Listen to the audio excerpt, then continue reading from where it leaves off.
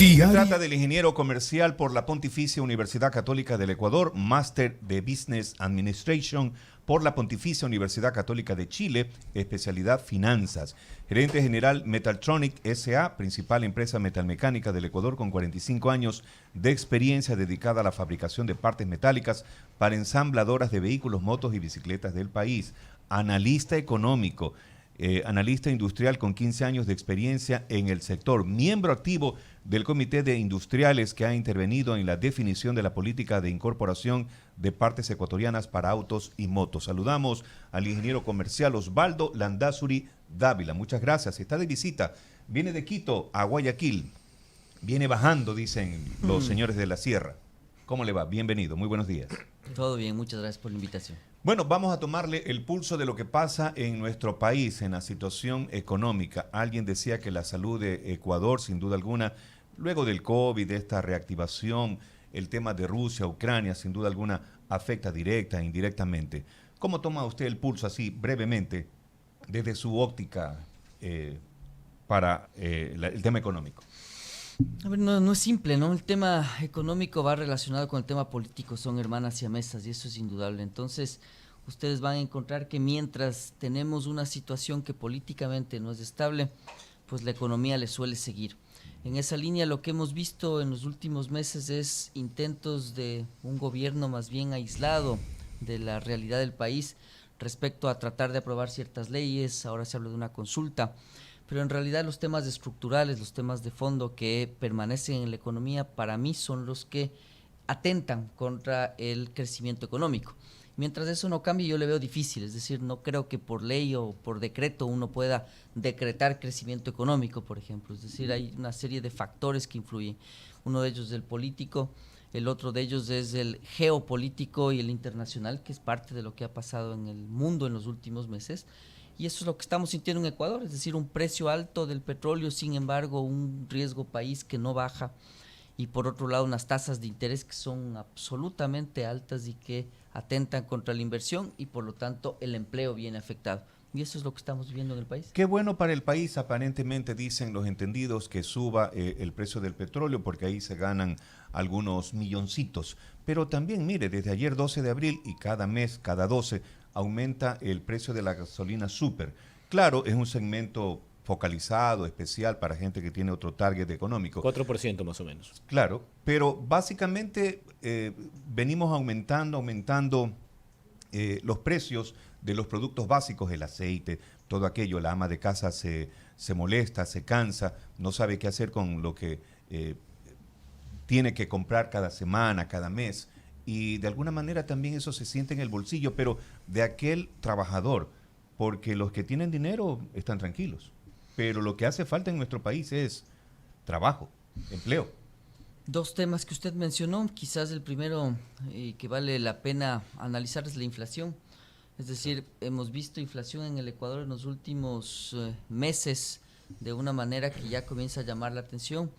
Es una inflación que se ha caracterizado por ser más bien importada. Es decir, en los pasados 15 años nosotros tuvimos una inflación que le superó a Estados Unidos, por ejemplo, en 5 veces. Es decir, crecíamos más en precios que lo que crecían los países dolarizados, Panamá, El Salvador y Estados Unidos como emblemático. Entonces, lo que usted tiene ahora es una inflación que más que por una gestión nuestra, que también es limitada porque estamos dolarizados, le viene desde afuera. Le suben los precios de la logística, los contenedores, le suben los precios de algunas materias primas por varios factores, entre ellos que Estados Unidos fue muy expansivo en política monetaria, es decir, emitió muchos dólares cuando estuvo en pandemia, les dio dólares a las familias, por eso es que también creo yo que las remesas han crecido de manera importante en el último año. Sí. Todo eso lo que hace es presionar ciertos factores de producción que sobre todo le vienen desde afuera, insumos, etcétera. Ese es un tema. El otro tema es que usted tiene unos precios de combustibles que están subiendo, tiene que ver con el precio del petróleo.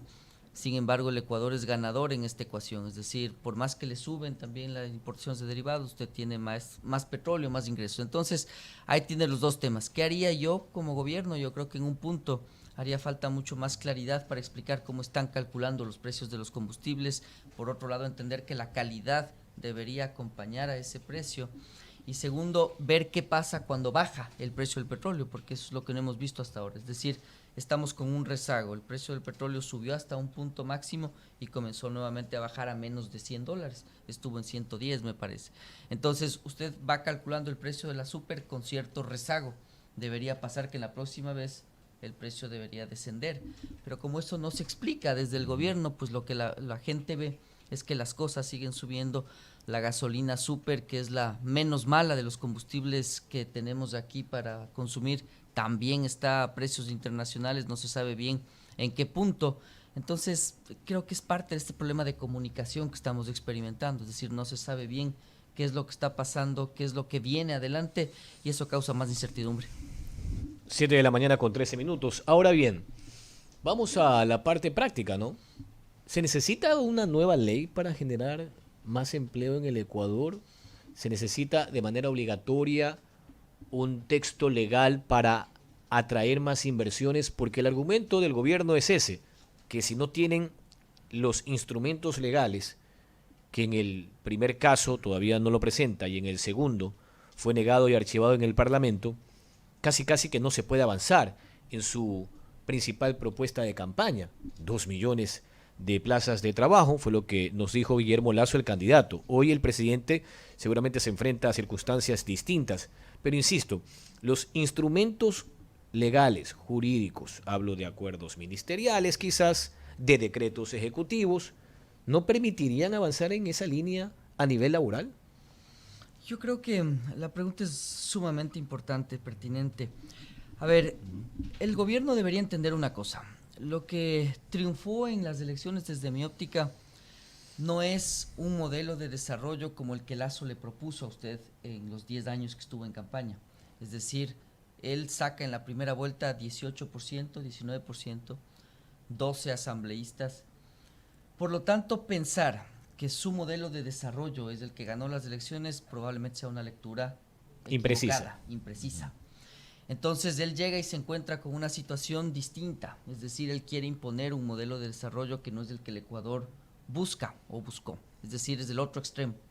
En un péndulo estuvo 15 años hacia el un lado donde el Estado era fundamental en el crecimiento económico, desequilibrios fiscales, sin reservas, estando dolarizado, lo cual sí es riesgoso, pero le quiere llevar el péndulo al otro lado.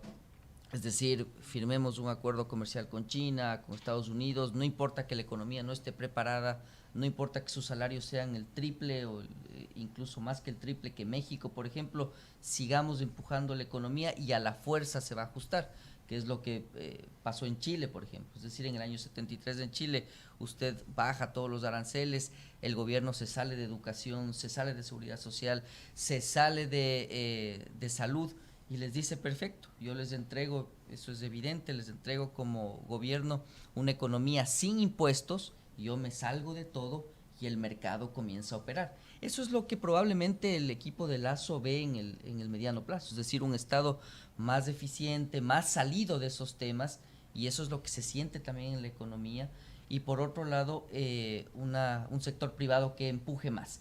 Entonces, primero, ese modelo de desarrollo tiene varias observaciones. Ustedes han visto lo que pasó en América Latina, en Chile, en Perú, en Colombia, probablemente en los próximos meses. Es decir, la desigualdad se comienza a hacer muy grande. Usted tiene unos ganadores muy ganadores y muchísimos perdedores de ese modelo. Mientras se va repartiendo el dinero, es sumamente doloroso para la sociedad. Es decir, hay un periodo de ajuste. Chile, por ejemplo, tuvo 2 dígitos de desempleo durante una década y sin embargo crecía ya a ritmos muy importantes. Primer tema, el modelo de desarrollo. El segundo es que usted, para analizar el empleo desde el punto económico, tiene 2 visiones. Es decir, la una, usted dice, yo invierto mucho como país y genero empleo. Es la visión de los 15 años pasados. No importa que el empleo sea rígido, que sea caro. Si yo invierto mucho en el país, se va a contratar gente por fuerza. Le dice la una visión, que es la demanda agregada. La otra visión, Estados Unidos, le dice que mientras más flexible sea el empleo, usted va a tener menos desempleo. En Estados Unidos, en el extremo, usted no le cubren nada. Es decir, mañana le dicen está despedido, no hay indemnizaciones, no hay jubilaciones patronales, no hay nada. Y por lo tanto, es muy flexible. El resultado de aquello es que Estados Unidos tiene unos temas de desempleo que son bastante bajos, eso es indudable. Pero querer aplicar eso a América Latina no es correcto. Por lo tanto, usted debería tener equilibrio, debería tener impulso a la inversión por un lado y tratar de flexibilizar ciertas normas. Entonces lo que sucede en el país es que usted tiene un sistema que sí es demasiado rígido, le funciona de manera que en términos generales no está adecuada a la realidad actual. Por ejemplo, si usted quiere trabajar 2 horas en un lado, 3 en otra, si tiene horarios diferentes, todavía es difícil contratar, es costoso. Pero si aparte de eso, usted como presidente aparece bailando en TikTok con los granaderos de Tarqui y les dice, les vamos a subir el sueldo, pues le atenta mucho más al empleo, porque ya tiene un problema de oferta y demanda en el empleo. Es muy caro el empleo en el Ecuador. Entonces lo que sucede es que usted le sigue empujando a la gente a la informalidad. Y cuando usted ve un emprendimiento, lo que le dice el líder o la líder de la lideresa del proyecto, yo te voy a contratar, pero no te voy a poder afiliar. Te voy a pagar tanto, es lo que puedo pagar, es lo que dice que puedo pagar mi proyecto. Y la persona que está sin empleo le dice, no tengo otra. Y entonces usted le empuja a la informalidad en lugar de buscar alternativas que flexibilicen el trabajo.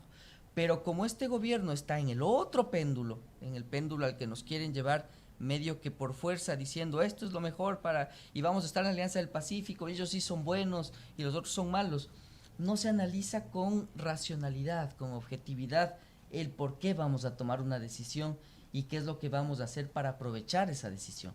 Entonces, realmente y en estricto rigor usted debería trabajar en las dos.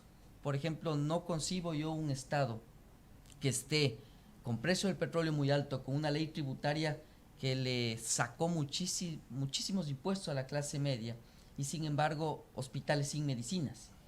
Entonces eso tampoco hace sentido. Si bien no hacía sentido coger las reservas y decir yo como gobierno voy a invertir todo, me voy a gastar todo y mañana le endeudo al país porque es lo más eficiente, tampoco es correcto socialmente que usted le diga voy a seguir poniendo la plata en reservas y no activo la inversión.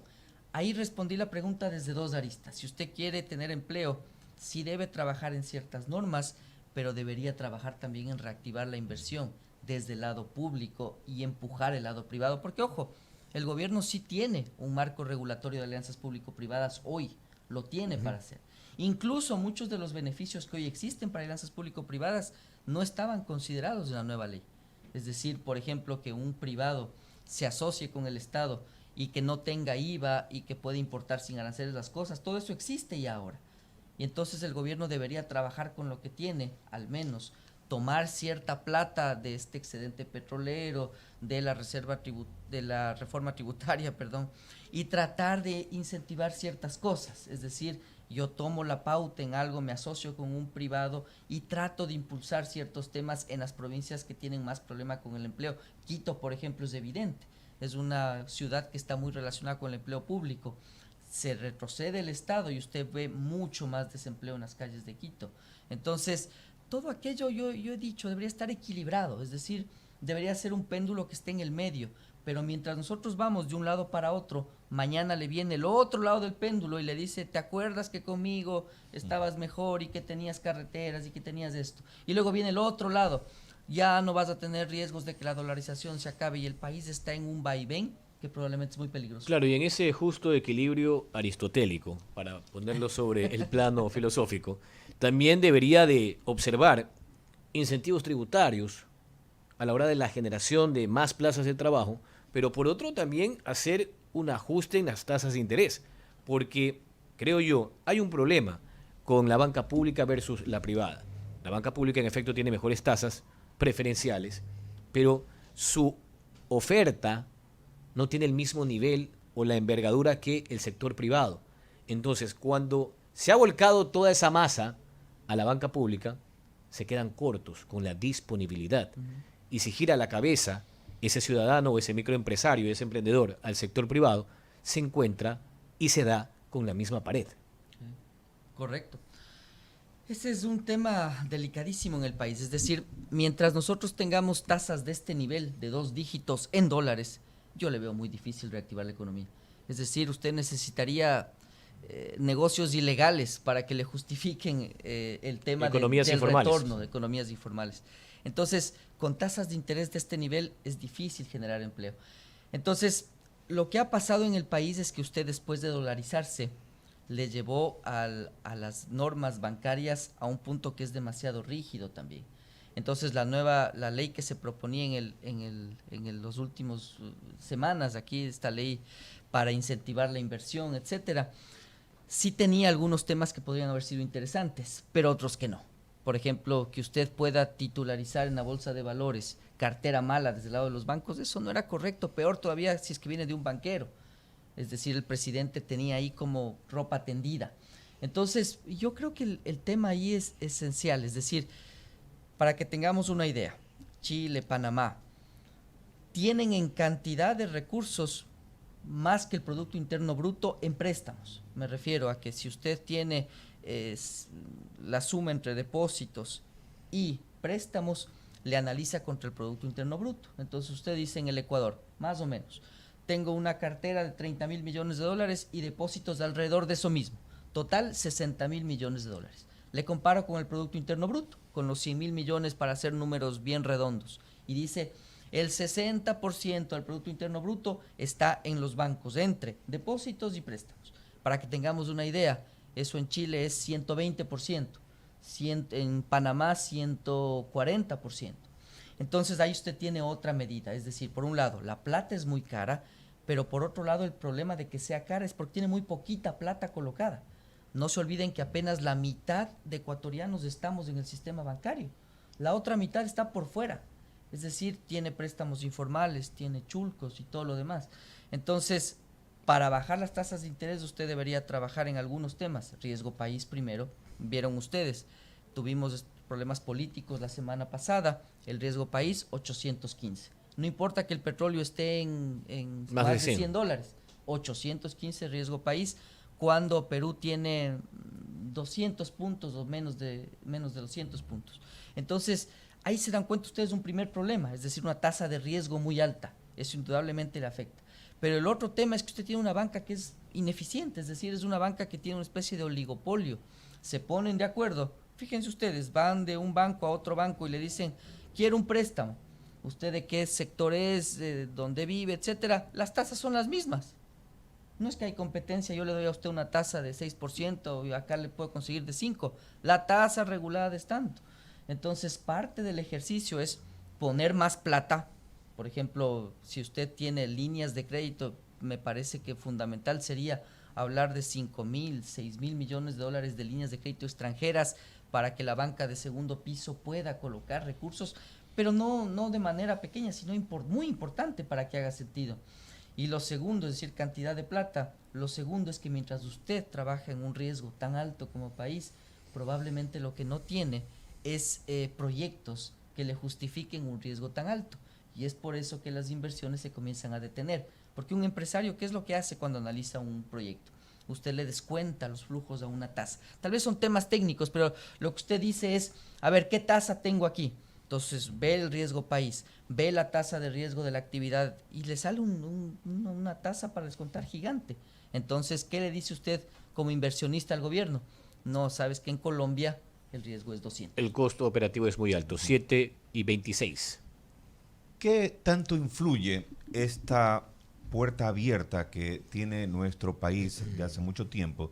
Y esto no significa que tenga el pensamiento xenófobo, de los extranjeros, básicamente gente que ha venido desde Venezuela, de alguna manera a ampliar el ejército de desempleados. Se calcula que hay 400.000 en promedio en nuestro país. Y que de alguna manera ya los problemas internos que tiene Ecuador, se suma a ello más gente. Han venido de Cuba, de Colombia, de Perú. Venezuela. Pero Venezuela, básicamente, ¿no? El plato fuerte, el plato grande. Ahí también es una preocupación del Estado ecuatoriano porque también invierte en ellos indirectamente, porque hay que cuidarlos. Asistencia técnica, asistencia hospitalaria, etcétera, etcétera. Eso también debería, por ejemplo, regularse de alguna manera.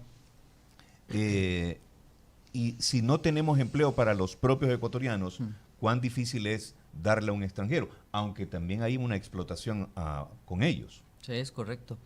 Y ahí usted tiene una válvula de ajuste que es característica de la economía. Es decir, no se olviden que como ecuatorianos hemos migrado un montón también. Hay muchos ecuatorianos en Estados Unidos, en España. Claro. cerca de 2 millones de ecuatorianos fuera. Y lo que yo creo es que la empatía es fundamental en la vida, no es ponerse en lugar del otro. Es decir, bueno, yo he oído a precandidatos a la alcaldía y todo que dicen vamos a limpiar las calles, etcétera. Eso no es lógico, ¿no? En Quito. Es decir, en Quito, sí. No creo que es una aproximación correcta. Yo creo que lo primero es tratar de entender la situación geopolítica. Es decir, si usted tiene migración, pues es algo que no le va a detener ni con muros ni nada por el estilo. Ya lo hemos visto en Estados Unidos. Ni con deportaciones. Nada de eso. Lo segundo es entender cómo usted regulariza todos esos temas. Es decir, cómo usted, si pudiera trabajar en aquellos que no son regulares, comenzar a tomar acciones al respecto. Pero lo cierto es que indudablemente es un factor más para la necesidad de la pregunta anterior. Es decir, si usted tiene gente dispuesta a trabajar por la mitad de su salario básico, no hago nada subiendo el salario. ¿Por qué? Porque tengo la oferta en otro lado que le dice, no importa, a mí págame $200, que para mí es un montón de plata. Claro. Entonces, lo que debería pasar es que las normas laborales acompañen primero a la regularización de la persona, es decir, que cada vez sea más difícil trabajar con personas que no están documentadas.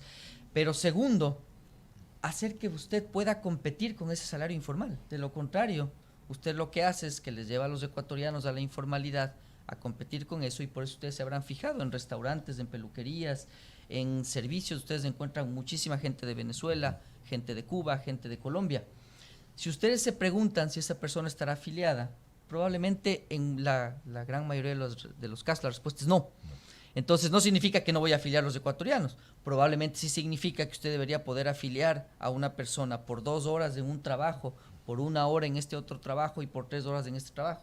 Es decir, el trabajo por horas, que yo lo anuncié que era necesario hace años y que me criticaron mucho, fueron muy duros en las críticas conmigo, que no me importa porque es parte de la opinión pública, pero el punto es que la realidad acompaña lo que yo decía.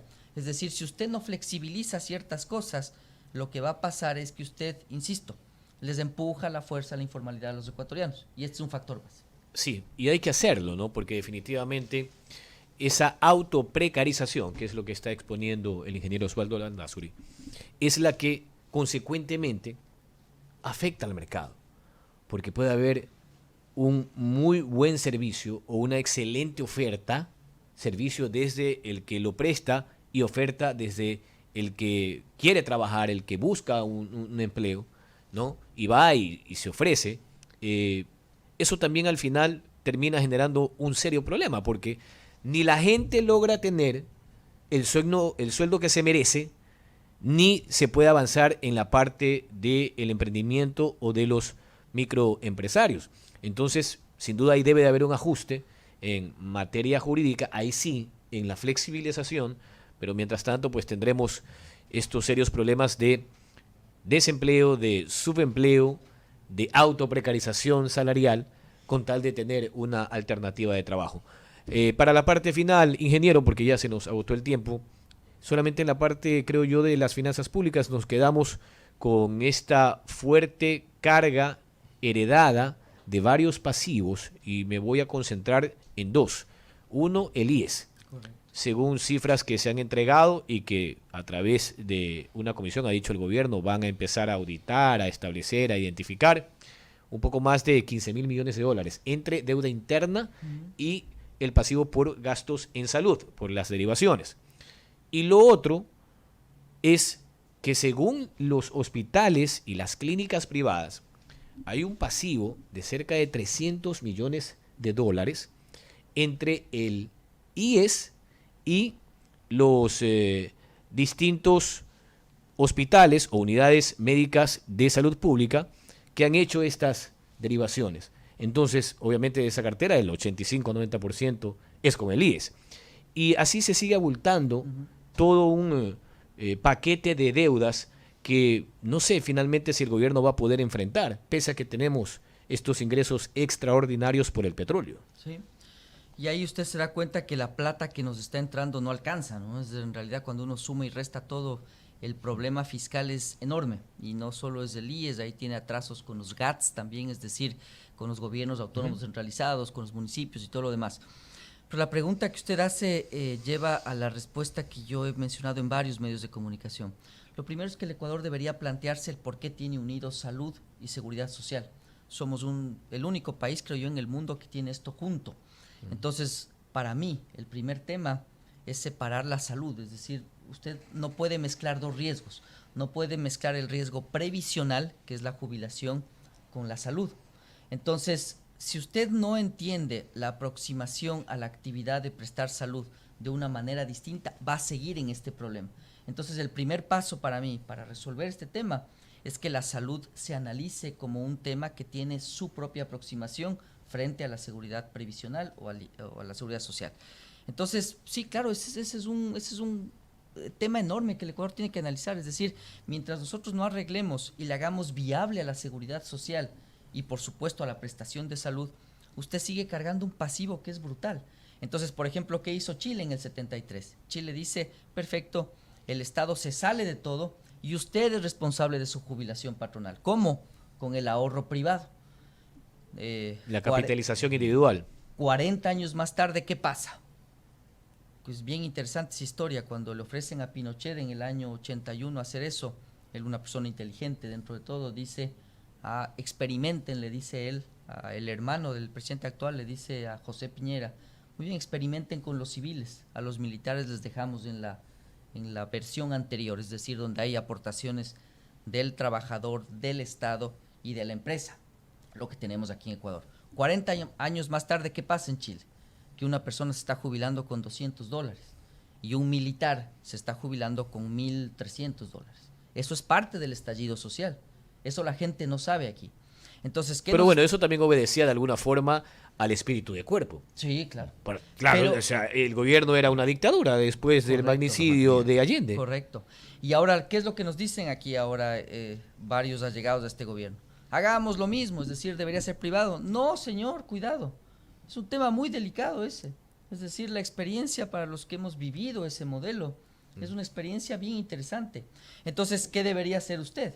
Debería, desde mi óptica, es duro lo que voy a decir, pero para mí es la acción más racional, debería hacer que el IES compita con otros actores. Y debería usted poder tener la opción de elegir dónde el trabajador, la empresa y el gobierno deposita esos recursos. ¿Usted sabe cuándo va a pasar eso, ingeniero? ¿Usted sabe cuándo va a pasar eso? Esa es la caja chica. ¿Cuánto genera el IES mensualmente con las aportaciones? Es una locura de plata, ¿no? Es el ahorro nacional que está metido ahí, miles de millones, pero lo cierto es que yo creo que la gente debe recibir esta información para que vayan incorporando nuevos elementos en el análisis, pero efectivamente, usted, por ejemplo, le debe ahora, de este primer trimestre, el gobierno no ha pagado el 40% de aportaciones, me parece que son como 400 millones. Sin embargo, la reserva monetaria sigue creciendo. Es otra inconsistencia. Usted no debería dejar de pagarle al IES, mucho más si está combinando con salud, esta cosa ecuatorianamente rarísima, y al mismo tiempo tener un déficit fiscal que se sigue reduciendo de manera muy rápida. Entonces, yo he sido partidario de los equilibrios, ojo, estimados amigos, yo he dicho que el gobierno no puede gastar más de lo que recibe, pero ajustar tan rápido el tema le va a llevar a una situación en que la gente siente desempleo, no hay medicinas de los hospitales y regresa a ver y le dice, pero nuestras reservas ya están cubiertas, no siente nada.